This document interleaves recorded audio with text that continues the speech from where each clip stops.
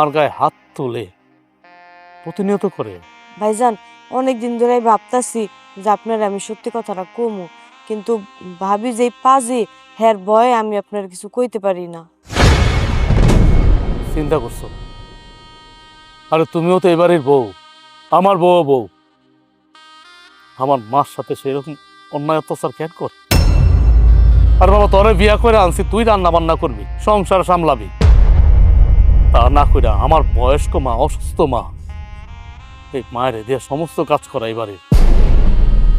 তারপর আবার ওর কত বড় সাহস, ও আমার মার গায়ে হাত তোলে।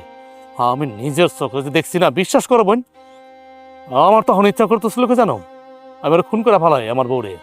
আমার পায়ের রক্ত মাথায় উঠে গেছে, কিন্তু আমি অনেক কষ্ট, অনেক ধৈর্য সহ্য করে রয়েছি।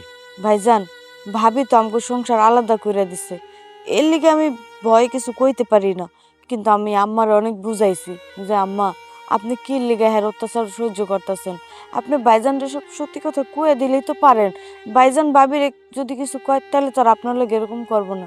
কিন্তু আম্মাই কয় আমি মুরব্বী মানুষ, 2 দিন পর মইরা যাবো। আমি চাই না আমি জীবিত থাকতে সংসারে কোনো ঝামেলা হোক। এর লিগে আম্মা সবকিছু মুখ বুঝে সহ্য করে। আর আমিও ভয় আপনার বউরে কিছু কই না।